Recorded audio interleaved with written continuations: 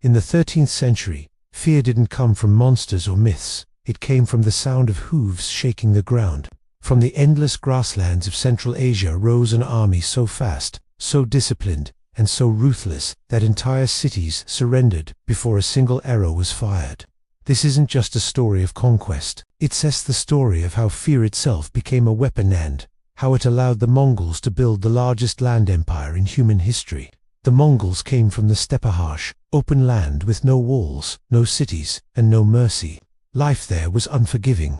Winters killed the weak, hunger was constant, and tribal wars never ended. From childhood, Mongols learned three things: to ride before they could properly walk, to shoot accurately while moving at full speed, and to endure pain without complaint. Comfort didn't exist. Survival was everything. This environment didn't create farmers or builders, it created warriors. Before he was called Genghis Khan, his name was Temujin. His life began in tragedy. His father was poisoned by rival tribes, and his family was abandoned and left to starve. Temujin was hunted, enslaved, and betrayed. But this hardship forged his mindset. He rejected the old tribal system where power came from bloodlines. Instead, he rewarded loyalty, skill, and courage. If you were capable, you rose. If you were weak, your status meant nothing. In 1206, after uniting the Mongol tribes through war and alliances, Temujin was given a new title: Genghis Khan, ruler of all. The world would soon learn that name through fear. The Mongols understood something few empires ever did. Fear travels faster than armies. When a city resisted Mongol rule, the punishment was absolute. Mass executions, cities burned to the ground, entire populations erased. But when a city surrendered peacefully, lives were often spared. Local leaders kept their authority, and trade continued under Mongol protection. This created a brutal equation: resist and be destroyed, or surrender and survive. Stories of Mongol brutality spread far ahead of them.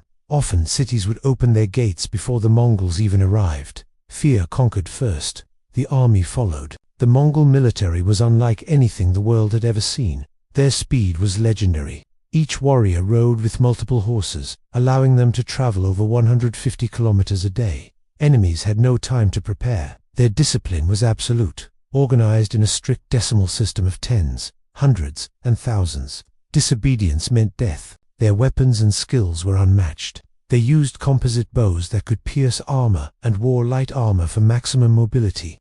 They were masters of mounted combat, able to fire arrows with deadly accuracy while riding at full speed. European knights and traditional armies simply stood no chance. But the Mongols didn't rely on strength alone.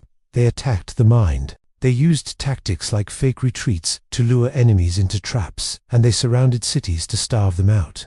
They spread exaggerated rumors of their own cruelty to break their opponent's will.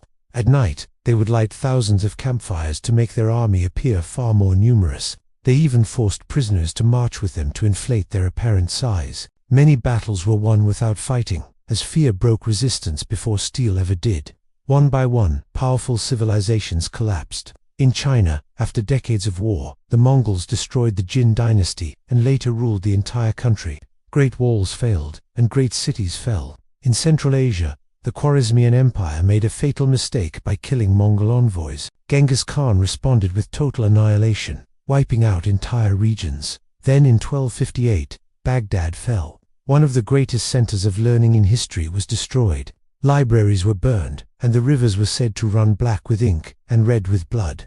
Even in Europe, Mongol armies crushed forces in Russia, Poland, and Hungary, shocking European armies with their speed and tactics. At its height, the Mongol Empire stretched from China to Eastern Europe, from Siberia to the Middle East. It became the largest contiguous land empire in history, expanding faster than Rome, Persia, or Alexander's empire.